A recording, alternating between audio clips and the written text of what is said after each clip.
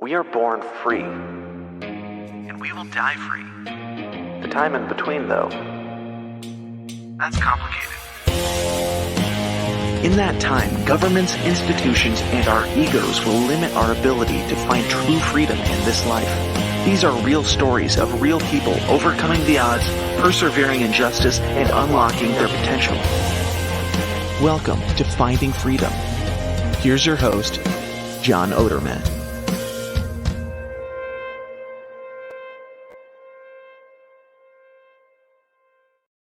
Hey, welcome back to another episode of Finding Freedom here on the Lions of Liberty Podcast Network. Really excited to bring you today's guest, a really inspiring guy, someone who I think you're going to learn a lot from.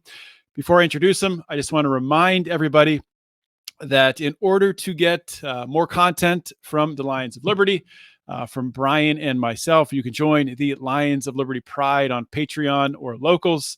Patreon is patreon.com/Lions of Liberty. Locals is lionsofliberty.locals.com. So we have some bonus shows there. If you want more Lions of Liberty, then join the Pride. So my guest today is Zac Wolfe. And Zac is a really fascinating guy. When Zac was 19 years old, he was in a tragic car accident, and it resulted in a C5, C6 spinal cord injury. He suffered severe whiplash, and he was left classified as a quadriplegic. Zac took that situation, and he's turned it into an inspirational story, inspirational journey, and he's really chosen to fight in order to make the best of his situation. We'll get into all of that. He's founded really a lifestyle company called Adaptive Outdoors, and we'll talk about that as well. So, Zac, welcome to Finding Freedom. Hey, thanks for having me on. I'm super pumped to chat with you, tell you a little bit about my story and how I got to where I'm at today. Yeah, I'm pumped to hear your story. I've watched a bunch of your videos on Twitter, and just seeing really how you're using your situation for positive, and I think that's awesome. I think with a story like this, and probably the best place to start is really at the beginning, and kind of to set up like how things played out, maybe starting with what your life was like before the accident. So Sure. If you want to start there, just start with background, growing up, things of that nature, and we'll go from there. For sure. So growing up, I was always on the go. I never asked for help doing anything. I worked out. I was very active in wrestling, growing through all my high school years, and loved anything outdoors, hunting, fishing, biking. Just was very active, and school really was never my thing. I would rather been out working on my truck, working on something. And I got through high school. Like I said, I wrestled, and we'll get back to the wrestling here later on in the chat here. It helped me grow to where I am today, and I'll explain that in deeper detail. But like I said, school was really my thing, and after high school, I went to college for information systems, computers, and I was like, something that sort of interested me, but not a ton. So that's a little bit of I guess growing up, I was just always on the go. And one of the key points I want to touch on is I never asked for help. I would struggle my ass off before I'd ask for help. I was very independent, and my parents were strict parents. I had to be home by a certain time. But when you're a teenager, you can sort of say you're staying at your buddy's house and then go somewhere else. But right. I always ended up telling myself, because I was always that type of person that was felt guilty. So, but growing up, my parents were strict parents. They were very good parents. I had a huge friend group. We all did everything together. We had the same hobbies, and it sort of evolved into all my friends I still talk to till this day. We're still really close. We don't live in different places now, but we're still close. And that tells a little bit about myself. And my hometown was a super small hometown, and there wasn't much to do. So you'd find us out in the woods. You'd find us out riding dirt bikes, four-wheelers, Mhm. like I said, working on stuff. But like I said, that's just a little bit about my previous to my accident um, journey, I guess. Right, right. I mean, pretty similar to a lot of small towns Yeah. across America. I mean, when there's not a lot to do, you get outdoors, you hunt, fish, get out on four wheelers, things like that. So, And um, yeah, and growing up, you party, you party in the woods and stuff, and yeah, you have a good time. exactly. But yeah, I mean, that was one of my some of my past life. But I want to touch on the wrestling thing real quick before I get into farther Sure. detail. Wrestling was I was never a state champ wrestler. I was doing it, the discipline it taught me that I didn't know till after my accident um, was unreal. And I did it more to keep in shape because I was a health freak and I love to be. I I was very very in shape. I liked working out, lifting, and just trying to stay in the best possible shape as possible. So that's why I wrestled. Um, Where do you think that that health freak came from? Was that something you were just always like that? no, so takes me another point. My grandpa, we used to run all the time. Since Hmm. I was 10 years old, we would run. I actually did a couple triathlons with him. So it was Oh, something me wow. and him always did. And even to today, every Thursday we go for a bike ride. We work out. So Hmm. it evolved through, but that's where it started. My grandfather's the one that got me on the fit lifestyle. Yeah, that's cool. So So, I might have cut you off there when you were talking about the wrestling. Was there anything else you wanted to no, get I to? just I want to touch Wrestling? on that Okay. because the discipline it taught me, which I'll get into further detail here Hmm. in a little bit. Yeah, yeah. So let's get in and talk about the accident, what Yeah. happened, and go through it. So this is where the story starts, guys. This is it was July 3rd, 2011, and like I said, we like to party, we like to have a good time. From a small town, I was 19 years old. My parents, 19-year-olds, small town, they knew I was out camping for the weekend, and we were drinking. It was over the 4th of July weekend, and I never told them I drank, but they assumed this. They said, always be careful. Don't drive. Hmm. Um, you know, we know what you're doing, but don't drive. Just stay there. And I said, yeah, we're not going anywhere. We're just going to stay for the weekend all the way Sunday or Friday to Monday. And nobody's driving. Nobody's going anywhere. So the 3rd of July, we were running out. It was on a Sunday actually. And we were running out of alcohol and some food. So we had to run back to town when town was about 5 miles away.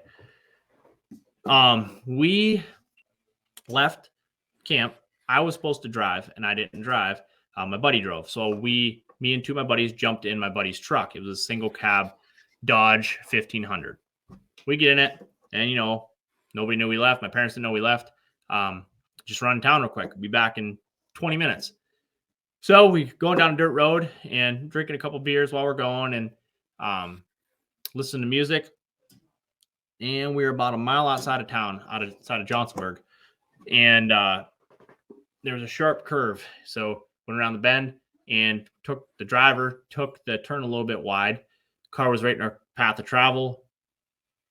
Initial reaction, swerved to miss the car. And we swerved, went up an embankment, hit a telephone pole, and truck ended up on its roof.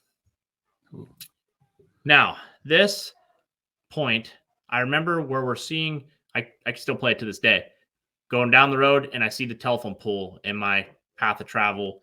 I'm in the middle seat, so it's right there. And only thing I can remember myself saying is, oh, fuck, here we go. And next thing I knew, I woke up in the middle of the road. When I woke up in the middle of the road, I couldn't move. I couldn't feel anything from my neck down. I couldn't turn my neck. And I was coughing up blood. I don't know how I got on the road at this point. I had no idea where I was even at. Wow. Remember my buddy Remember my buddy running up to me. And this buddy actually wasn't with us. His name was Mark. He lived up the road and he was supposed to be camping with us, but he didn't come out yet. So he heard about the accident and somehow that quick found out it was us, ran down. And I remember him saying to me, "Hold on, they're coming for you." And I kept going in and out of consciousness. Now, when something traumatic happens, something like that, you hear people talking about, they see this white light, the brightest white light you can ever think of. Mm-hmm. And people think I'm nuts. And it happened. I saw the brightest white light I've ever seen in my entire life. It still gives me chills to this day because it was so scary. It was almost like I was 5 feet away from the sun because it was so bright. And then I woke up and came to him screaming to me to hold on. And from that time, I remember getting the ambulance coming and taking me to the hospital. My other 2 buddies, the driver was perfect. He got a concussion, but he was walked away from the accident. And my other buddy that was in the passenger seat also sort of walked away from the accident unharmed. I was bleeding, coughing up blood. I had a huge cut down my whole. Actually, I forgot what side it is. I cut my whole arm from like my wrist to my armpit from getting drug out of the vehicle, which I didn't even know I was getting. I didn't know this time how I got onto the road, which my buddy had to get me out of the truck because gas was leaking everywhere and they didn't know what was going to happen. So I found out later on that the roof came down on my head. So I had severe whiplash and it through my neck back. You were in the back seat, or you said you were in the middle? I was a single cab truck and I was in the middle seat. Okay. Yeah, so I was like in the middle seat. But we so then I go to the hospital. And I remember getting to the St. Mary's Hospital and them saying to me, we're gonna go do some tests, but we're gonna get you out of here. So I didn't even know what that meant. I didn't even still know what was wrong with me. I just knew I couldn't feel anything or move my arms, my legs, nothing. I couldn't feel anything or do anything. And I just remember them saying, we're going to get you out of here down to Pittsburgh to the trauma center. So they ran a couple tests. At this point, I get in the airplane and the helicopter and they fly me to Pittsburgh. Now, I get to Pittsburgh and I just remember coming back to it seemed like thousands of white coats around me and then cutting my clothes off. Now, a little funny story. I had a bunch of obscene drawings on my body from the weekend. We had a Sharpie everywhere and we were drawing a bunch of stuff on people. So imagine these guys probably thinking, what in the hell is this kid? So it was quite something. I didn't think about this till later on. And it's like, oh my. So we got down there and I remember my doctor came in, the surgeon came in and said, we are going to go to surgery tomorrow, which would have been the 4th of July, to stabilize my neck. That's all I knew at this point still. I remember that very vaguely, them telling my parents very vaguely. And next thing you know, I go into surgery and I'm in ICU after surgery. Now, this is where they told me that I had a spinal cord injury, a C5, C6 spinal cord injury. Now, I had no idea what a spinal cord injury was. I didn't know what that affected. I didn't know anything about it. I thought in a couple weeks I'll be good to go because I've been life flighted 3 times so far in my life. I have frequent flyer miles. Really? Yeah, I got when I was 6 months old, I fractured my skull from falling out of a high chair. When I was 14, I wrecked my dirt bike and got punctured and ruptured my spleen. So I've been a wild child, I guess you could say. So that do you think that helped to keep you sort of calm when everything was happening? I do think that helped keep me calm, but also I think what kept me calm is I definitely had a couple beers in me. So it kept me calm through it, but Mhm. I was in shock, complete shock. Just imagine not being able to move any of your limbs, not being able to turn your neck, not being able to do absolutely anything, not be Mm. able to feel anything. That was absolutely the craziest experience of my life. I would have never thought, people say things happen in the blink of an eye, and I'm here to tell you they happen in a blink of an eye. You may think something like this could never happen to you. I did. I was invincible. I thought, I'm 19 years old, partying, having a good time, riding dirt bikes, doing whatever I wanted. I was living a life. I had a very good life. And 1 second, my life, not even a millisecond, my life was turned upside down. Mhm. So it can happen. And so back to the ICU is where I found out spinal cord injury. Thought a couple weeks I'd be good to go. My parents, same thing. We really didn't know what a spinal cord injury affected. Well, I was in ICU for 7 days. And the doctors, so the doctors they weren't giving like expectations or anything at that point in time? At Just this point, they told my parents, don't do anything crazy. They've seen miracles. And from this point, my mom, we just talked about this the other day. The doctor told my mom, my injury is not, when they went through surgery, it was, surgery went very well. It was not substantial. They explained it to me as severe whiplash. So that's what I thought it was. That's what we thought all these years, severe whiplash. And I'll get to later, but that's what they told us. So don't do anything crazy. We've seen miracles happen. So don't pull them out of school. We're going to get you to a inpatient facility, rehab facility. After the 7 day, hopefully within 7 days, we'll get you there to get things, trying to get therapy going. So that's what they left us with.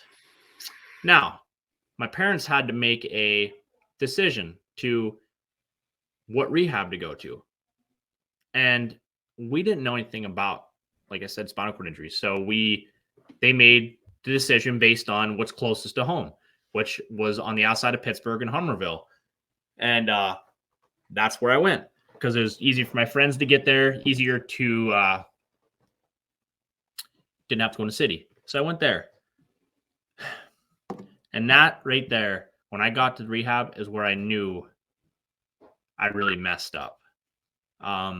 That's the first time since the accident, which was a week later, that I knew something was seriously wrong. I couldn't feed myself. I couldn't roll over in bed on my own. I couldn't do anything on my own. I could not do anything. I couldn't move anything. They had to support me. They had to dress me. 19 years old. 19 years old, I had to get dressed by my parents or a nurse. I had to get bathed by a nurse. Everything. So that is right there was some tough shit to handle for a 19-year-old. what was going through? Do you remember what was going through your mind at that point in time? Where where was your head at? My head was pretty close to rock bottom. I lost all my motive. I didn't know what to do. I did not know what to do. That was my thing. I had all I could do was cry. In my mind, I was thinking, how am I going to do this? Because I was always a thinker of figuring things out. I really like figuring different things out. And this one had me completely stumped because I couldn't walk away from the situation. Literally, I couldn't do anything. I was stuck in the bed. And even if I sat up, they sat me up on the edge of the bed, I would start to pass out because my blood pressure would drop, which we didn't know. Spinal cord injuries have a big play in blood pressure. And Wow. I didn't know. I didn't want to go to therapy. I didn't want to get out of bed. I did because I got forced to. First 2 weeks, I'll say. I was at rock bottom. I was just lashing out at everybody, saying I can't do this. It's not. I can't do it. I'm defeated. Like there's nothing I can do. So the second week of therapy, remember like yesterday, middle of the night, because I didn't sleep good at night. I woke up and middle of the night, I think it was 1:20. I always say this. It's like 1:20, 1:26 in the morning. And said to myself, don't know why it came to me, what came over it. I said, you know what, Zach? Nobody can fix a situation. Nobody. Your parents, your friends, you can cry all you want. You can piss and moan all you want. Nobody can fix it. Yeah, you don't want to go to therapy. You're going to get nowhere. And I literally had a conversation out loud with myself. And this is on me. You know, I made a decision that day to get in the truck drinking. Nobody else's decision. It was mine. I knew what I was doing, but I was invincible. Didn't think nothing could happen. So that's a really mature perspective from a 19-year-old. I mean, yeah. You know, thinking back, it's like, I don't know why it came to me like that. I don't know. Like, it just came to me. And I was like, you have to do this. If you want to live your life, you know, or you can stay in bed the rest of your life and do nothing. You have two choices. Get your ass moving or stay in bed. That's what you're going to do. Well, from that day forward, I started really pushing myself. And I mean pushing myself very slowly at first because I couldn't do anything. And then I started asking for more therapy. And they saw a light come on, I think. And they realized, you know, I think this kid wants to work. So I really did start working. And I had this is crazy to say, but I had a great group of therapists for one in Harmerville, but I also had a great group of people that were there with me. As terrible as that sounds, like they made it so much better. Like I had a guy named Brad.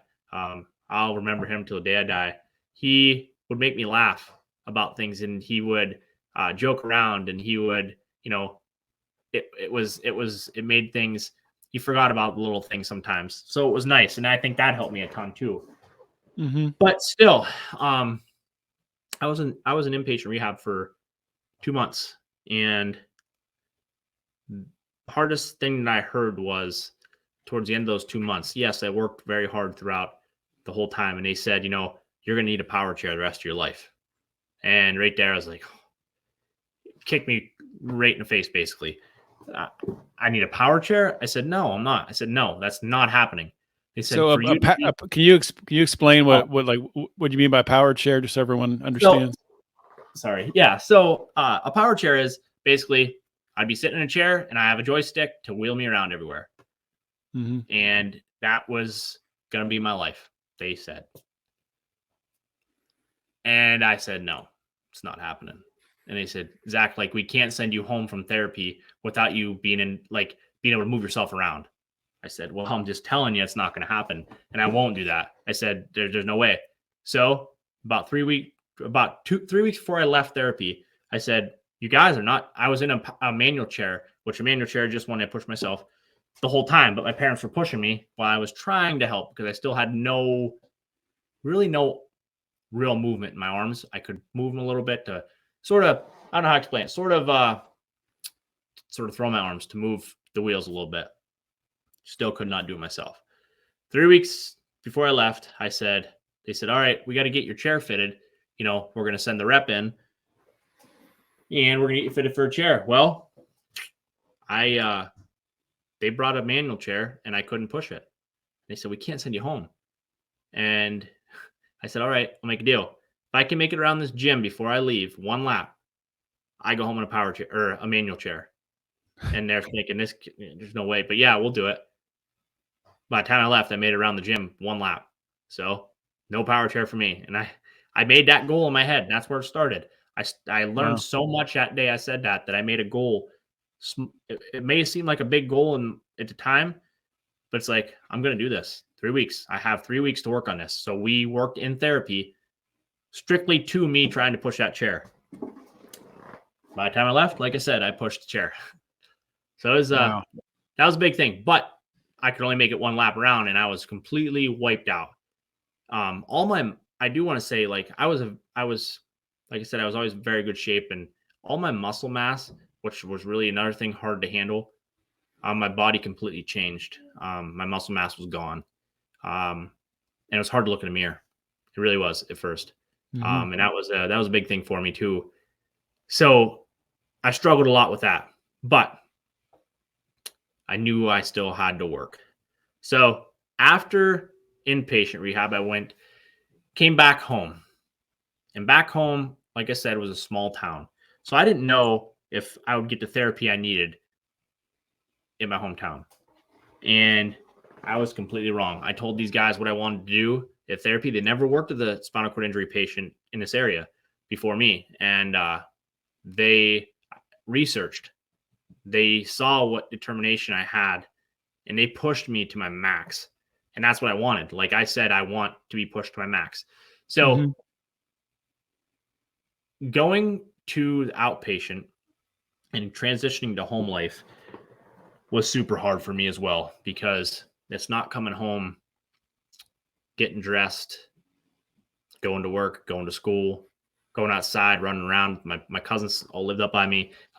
Where my family lived, my whole family lives on a hill, or we call it the hill, but all land that pretty close to each other. So couldn't go out and run around. I had a big support system. My friends always came over to my house. My family is always at my house, to make me feel, they were there for me. And it's still, I struggled super hard. And when I got home, if I said I wasn't going out or doing something with my friends, because, I felt like a burden, you guys have to throw my chair in the back of the car.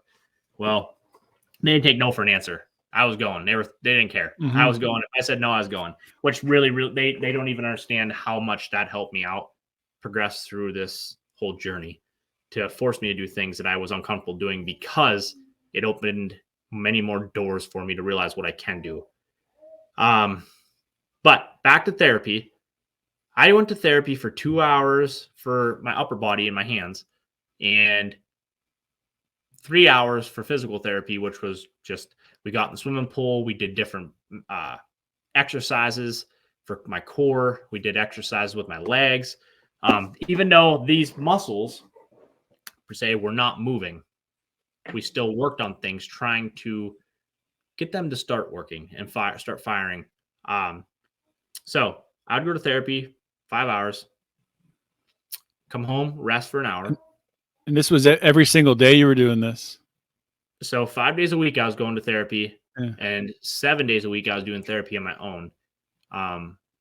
But I'd go to therapy the 5 days a week. I'd come home, rest for an hour, and I'd do therapy for another 3 hours. And I did therapy in the morning. So I'd come home, rest, take my break, do therapy for 3 hours, get something to eat. And after supper, I'd hit the ground again, and we'd start doing core workouts. Another 2 hours. I did therapy. Therapy was my life. 8 to 10 hours a day, I was doing therapy. And people say, there's no way.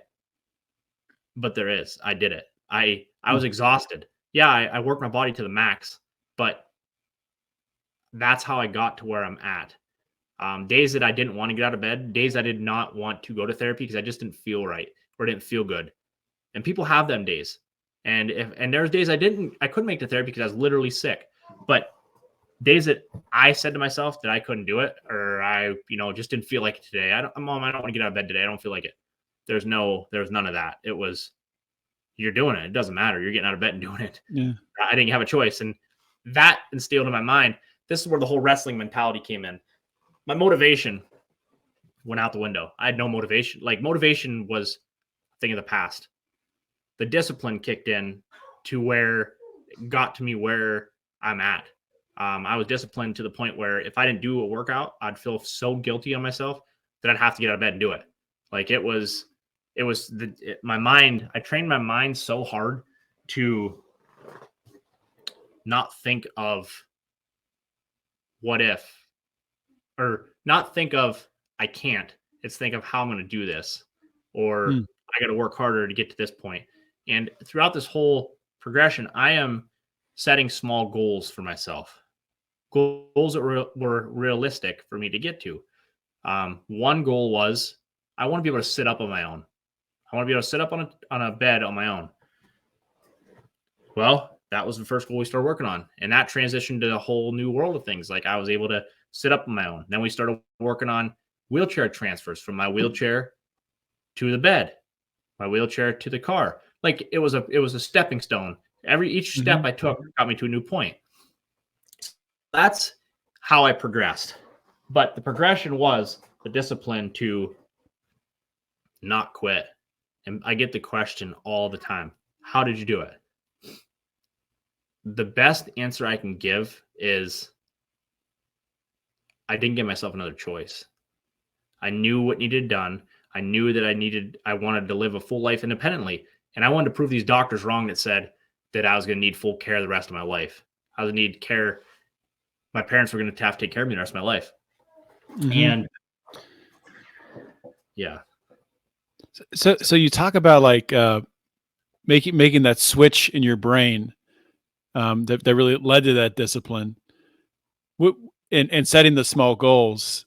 Were those all things that really internally they just came from you, or was there any external ideas, people coaching you along? Where any of that came from? So that's a very good question. How I listen to a lot of motivational speeches on YouTube, like Motiversity. I listen to a lot. I listen to just motivational speeches in general, and I had nobody that was in my situation in my hometown or anybody I knew that I could lean on or talk to. Because unless you're going through the situation, you can't even begin to imagine. People can say they can imagine, but they can't. Yeah. It's insane to even try to explain. But the motivation that came from an external source of listen to motivational speeches, taking those motivational speeches and replaying them and replaying them and replaying them. Like I'm big into the manifestation also. Like I created vision boards of things small goals that I wanted to do. And I would literally pick this goal of me transferring in my car, getting my wheelchair in my car independently, which at this time, 8 years ago, I couldn't do it. There's no way I could do it. And now I can do it under a minute. But I would sit there in my driveway, envision me doing it, getting in the car, getting the chair, and how I was going to do it, and just sit there and think and think and think. Then I would start to try it. And it didn't work. Failed. I failed so many times that I could just quit. I could just gave up. Yeah, I could have, because I said it so many times. It's like, I'm done. I can't do it. Well, the time that I got my wheelchair in my car, which was one of my big, big goals independently that changed my whole independence, was I sat in my driveway for 6 hours, transferring blood, sweat, and tears, literally dented my car. But by the end of the day, I got my wheelchair in and out of my car myself. Might have took me 10 minutes. No, might have took me a long time to get the wheelchair in and out of the car, but I did it. And that right there, was like, wow, I can do this. Like, I just have to think. And that's where the manifestation, like people think I'm nuts. Like if I'll put something on a board and I'll say, okay, let's make this goal. This is going to happen. Well, if I believe it and I felt it and we go through the motions and I work towards it, that's how I reach my goals. Muscles that didn't move, that should never have moved. I should never be able to move any of my hands. This hand still is not my best hand. I can use it, but it's not great. I'd never be able to do any of my triceps. Things the doctor said were impossible, I made happen by just working, believing, envisioning where I was going, what I needed to do. Yeah, that's sort of some of that. It was wild. I'm just curious. When the doctors see your results, what do they say? Like, what kind of feedback have you got from them? I gotta explain this. So, if you remember a little bit ago here, I just said I had severe whiplash. That was what I was diagnosed as. But why can't I walk? Like it just blew my mind. And I did displace a bone. I found out in my neck, C5, C6 level. But they said it was severe whiplash. I went out to another doctor, got another evaluation in Cleveland, Ohio, and went out there and go see the doctor. The doctor says to me, I never would have pictured you coming in like this. I sort of looked at him like, and this was 2 years ago. He said, your MRI is significant. He said, there is no medical reason that you should be in a manual chair, let alone breathing on your own. And I sort of like, I was like, what? And he said, I've seen spinal cord injuries that's what I work with. He said, and my wife was with me, and I had to ask her when we left. I'm like, did he really say that? Because I never heard that. I never, ever heard that. And she's like, holy man, yeah. And he said, whatever you're doing, don't stop. Do not stop. And I'm like, wow. See, that's where, and I knew this all along. I did tons of reading, tons of research. The doctors know the medical side of things, which doctors do great, not dissing any, but they do not know the heart and determination a person has. And when they tell you, when a doctor tells you, hey, you're never going to walk again. When somebody hears that a lot of people, that's the end. They're done. They're done. They quit. They heard that, they're not even going to try. Why the hell try if I'm not going to ever walk? It cuts off the goals right there. It right there. Just limits the vision. Yeah, exactly. And I'm not, I really not, I can't. When I heard that, it was hard for me to swallow, and I blocked it out. The mind is such a powerful thing. I go back to that because for me to remember, and before I started talking more about my accident and stuff, I had to sit in my basement the one night and really think. I had to sit there and think, no sound, no nothing around. I wanted to think because I blocked everything out of my mind of the previous, my accident, like the struggles that I went through, what my parents had to do for me. Having to get a bath, get bathed by nurses, and I'm 19 years old. Like I blocked that out. Like I had to think to remember it. Your mind is crazy. It's a crazy, crazy tool. But, when I never went back to my surgeon, which, hey, he did what he had to do. But the last time I went back to him, he said, Zach, it's time for you to move on from your injury and start your life. And I looked at him like, no, I'm not doing that. And I never went back to him since then. I did start my life, but I continued to work. Well, what did he mean by that? It's time to move on from your injury and start your life. Like what he meant is, you're 2 years out. I'm going back 2 years out from my injury. You're not going to get no improvement. They say after spinal cord injuries, 2 years out, you're not going to see much improvement from the medical side of things, is what they were sort of stating. After so long, you don't see much improvement.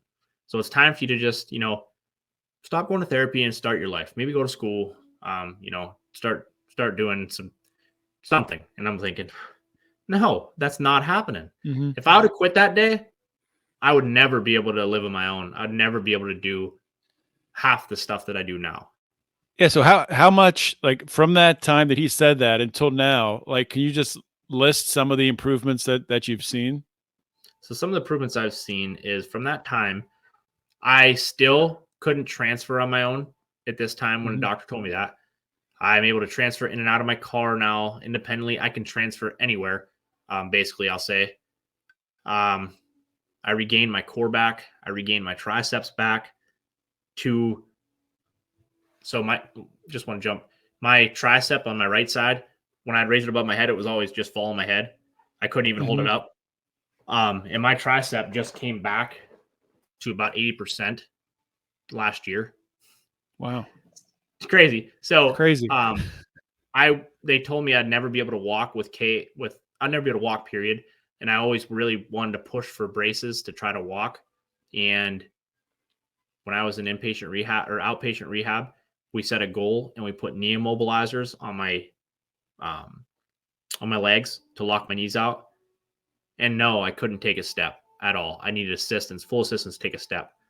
But that evolved into me being able to get KAFO braces, which locked my knees out. But I was able to start to walk.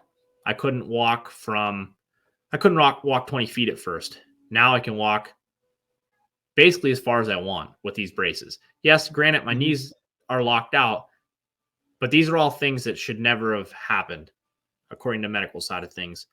I should have no hip flexors. I should not have any feeling, and I have full feeling now from my neck down. My whole body, I can feel everything. But that's some major improvements. I can get my wheelchair in my car now independently in under 50 seconds. It's in and out of my car. Break it down, put it in my car. And I got videos on my Instagram of that. I mean, it's just if I would have stopped that day, I would never been able to do what I'm doing now. I can get dressed on my own. I've been able to get dressed on my own for probably 8 years now, 6, 7, actually probably 6 years now. It took me a long time to start to get socks on because I had no really hand function. But I wouldn't be where I'm at if I'd have stopped. Mm-hmm. It was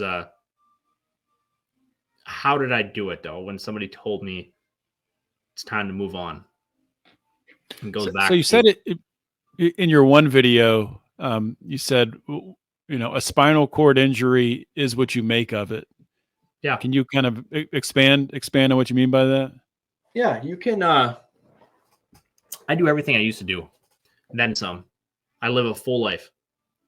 I got lifted Jeeps. I off-road. I found ways to do things. I thought outside the box and figured ways to do things. And you can do anything you put your mind to. But if you don't believe in yourself and you say you can't, I'm telling you, you can't. You won't. If I don't fully commit and believe I'm going to do something, I've tested this theory thousands of times. I won't do it. If I have any doubt that I'm not going to be able to make that transfer or I'm not going to be able to make it through that in my wheelchair, I won't make it. Your mind is your spinal cord injury is what you make it, because you can live a full life. There's so many adaptive devices out there that you can live a full life. And you may take longer doing these things. And that was a hard pill to swallow when, it takes me a little bit longer to do things, get dressed. In the morning, I got to get up for work. I get dressed and it takes me 25 minutes, we'll say, on a bad day, because if my legs are spasming, which means my legs are locked out and then they're super tight, it may take me a little bit longer, but I do them. People take so many things for granted too that you don't think of. Just getting your socks on takes you a second, takes me 10 minutes. I saw that. It might have been the same video where you were making a transfer to your car and taking your wheelchair apart, and you were talking about what happens when you forget your phone in your house and you have to put everything back together, go in. Yep. It's stuff that you don't even think of, like People little think of small that things stuff. like that. And yes, I could get pissed off and down on myself, which I do, but I realized everybody has bad days. Able-bodied, disabled, doesn't matter. You have bad days, but those bad days are minimal portion. I mean, I have a lot of good days, and everybody has a lot of good days, but you can't stay. If you get down, I learned that you can't stay down. If you stay down, it's hard as hell to get back up and push forward. And one way that I adapted and that I cope with stuff, I guess you can say, is I don't stop moving. If you ask any of my friends, my wife, anybody, I am constantly on the go. My mind's constantly thinking. If my mind starts to drift to oh man, I wish I could just stand up and grab that wrench up there. I immediately switch my train of thought and think, all right, how am I going to get this wrench? I got to get my grabber. I got to get something to get it. So I don't let my mind think like that. I trained it not like if I go to that area, I immediately switch thought. That's how I do, I guess, that part of things. And that's why I don't get down a ton, but I do get down. I have bad days. I mean, it's days that I just, days I fall in my wheelchair coasts across the living room and I got to crawl to go get it. It's like, man, this freaking sucks. But you get through those days. You really do. And I laugh myself but I live present state. I live a very good life. I work a full-time job over full-time. I put a lot of hours in. I get up 4:35 in the morning, get ready for work, go to work till 4:30 some days, come home, eat dinner, sit down with my wife and our little baby, which I'll get into here in a second, and I go back to working out. I always get a workout in, no matter what. I'll either bike, hand cycle, or I'll work out. Tuesday or Mondays and Thursdays, my grandpa comes over and we work on leg workouts. I'm starting to get more movement in my legs, my quads, Wow. my hamstrings, and that's 12 years post injury. So nothing's out of the question. Just a question on that. These gains that you're still having. Have you connected with others in the the spinal injury community who are seeing like similar things like that? Yeah, and it's very. I have, and it's very few though, because a lot of people don't go to the level that the people that are seeing results still go to. Mm-hmm. And I don't mean that to sound bad. Some people physically can't, but Yeah. you got to be an absolute freak. You have to work out constantly. You have to somehow juggle your life. Like my life, work, come home, work out, do what I do, my social media stuff. You have to, time management's a big thing, but you have to, if I don't work out, say tonight, if I don't work out, I won't be able to sleep tonight because I'm so guilty. I have to do it. So I have talked to others that are still seeing gains 15 years post. Yeah. But you have to continue to work on things and try different things. I don't know. That's like my biggest thing is just you have to stay as positive all the time as possible, I guess. Mm-hmm. It's crazy. Yeah. You were going to talk, I think, about so you have a new baby, and then there's some other recent news that you got, right? So if you want to talk about that. So my life's crazy. Our life is crazy. We travel. We've been all over the place. Huge off-road enthusiasts. We go all the places, and we've been trying to conceive a child. Since we got married, and 16, and we just didn't have any luck. We did IVF trials, IVF, and it just wasn't working. So we went through the adoption journey, and 7 weeks ago we adopted a baby girl. We named her Charlie. Congratulations! It was amazing. Seriously, she's the cutest thing in the world. And you think the story's crazy enough. I'm trying to figure out all this stuff with, a newborn baby being wheelchair bound with limited upper body strength, trying to move her around. And again, that's another thing. You figure it out. You just have to figure it out. And then come along, we found out my wife's pregnant with triplets. So she's 27 weeks pregnant with triplets. Now, mind you, we went to Knoxville, Tennessee at the end of the last year to get to do an embryo adoption, it's called, where we adopted embryos and they implant them in my wife. At the end of last year, we had a failed attempt. It's funny you say that. Not funny, but interesting. I had no idea that existed until like 5 or 6 days ago. Not to go off on a tangent about myself, but my wife and I, my wife and I have a daughter who's 8 years old, and we've had trouble conceiving a second child. And I'd never heard of embryo adoption, so I literally just stumbled upon it. But yeah, anyway, go ahead. It is absolutely. We went to Knoxville, Tennessee to NEDC, and I never heard of it. Like I said, I never heard of it till last year. So we gave it a shot, and we had a failed attempt. So the beginning of this year, we had the opportunity to do it again. And we had so many scams with the adoption. It's unreal. It makes you sick, honestly. So when we heard about baby Charlie, we were thinking, either or is 50-50. So my wife was already started medication for the embryo adoption, and we found out about Charlie and the opportunity with that. So we pursued both. Now, they implanted 3 embryos into my wife, same as they did the prior year in 22. And that's their protocol. If there's a poor graded embryo, they'll implant 3.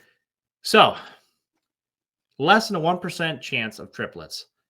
and a low chance of twins the way they do this. Well, we're pregnant with triplets, 27 and a half weeks right now with a boy and 2 girls. So it's crazy. It's crazy. And that embryo adoption is it just fascinates me because right now, the two of the siblings, 2 of them are siblings and one is from a different family.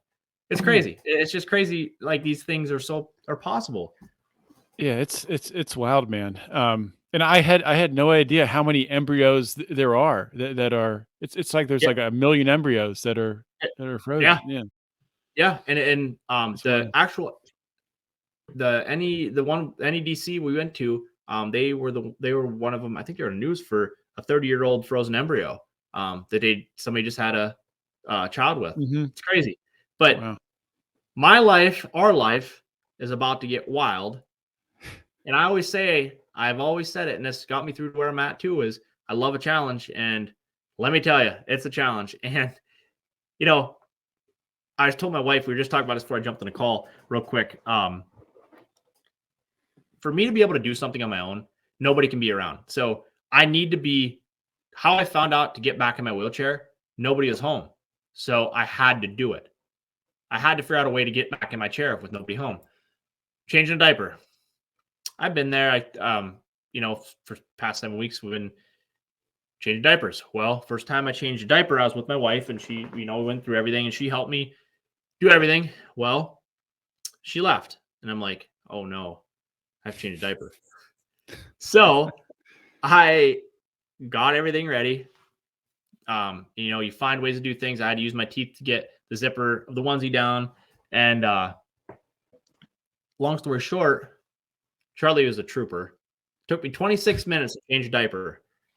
That means getting a diaper on, putting a onesie on, 26 minutes. But I did it.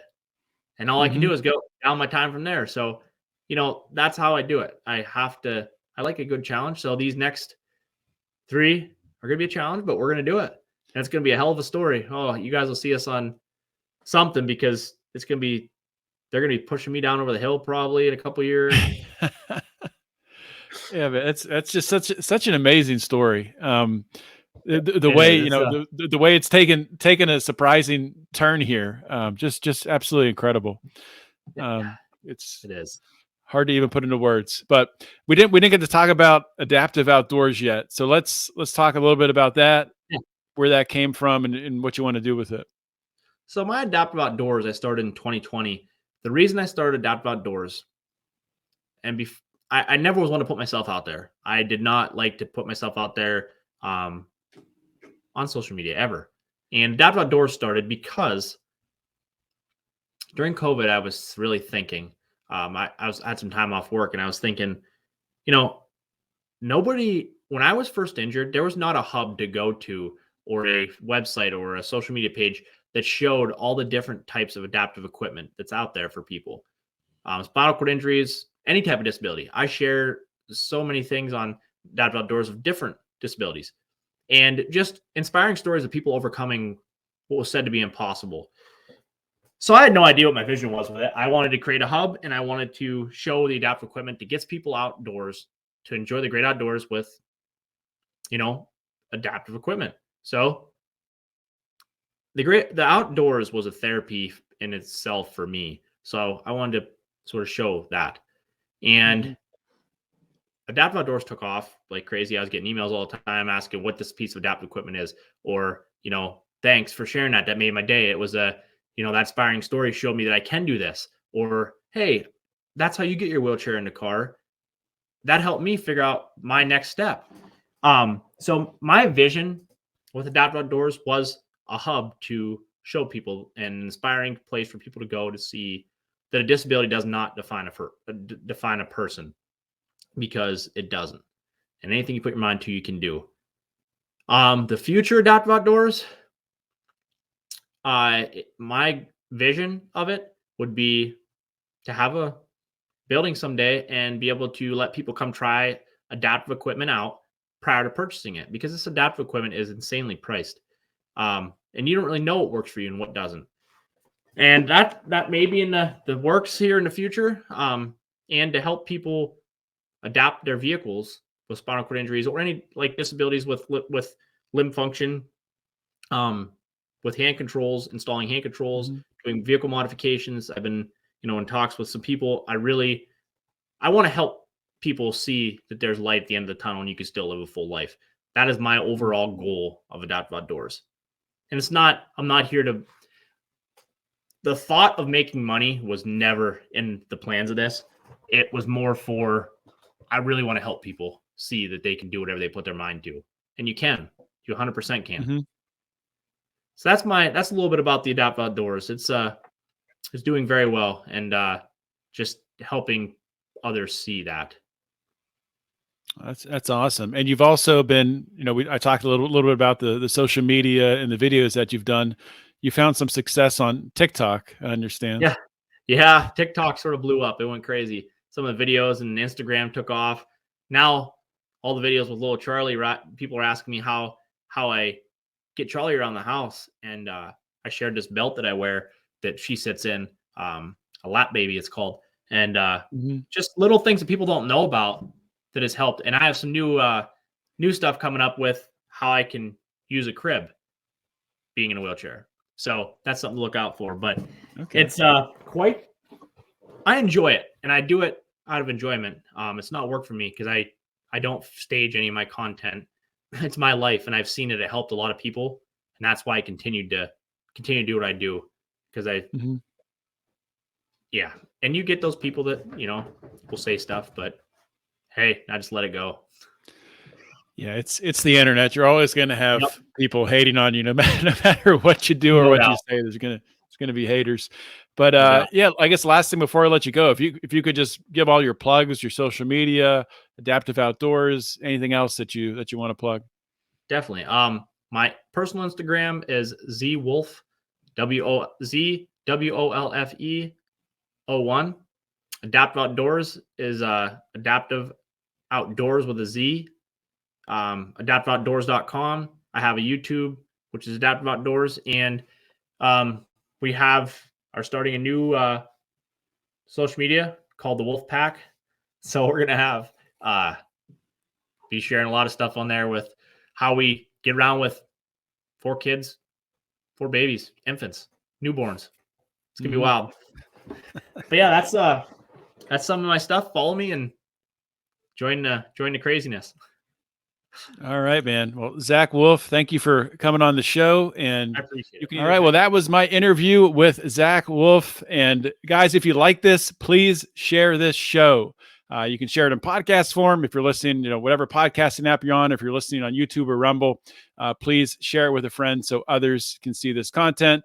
And as always, subscribe to the podcast and share the show. That's it. I'll see everyone next week. Always remember to keep your head up and the fires of liberty burning.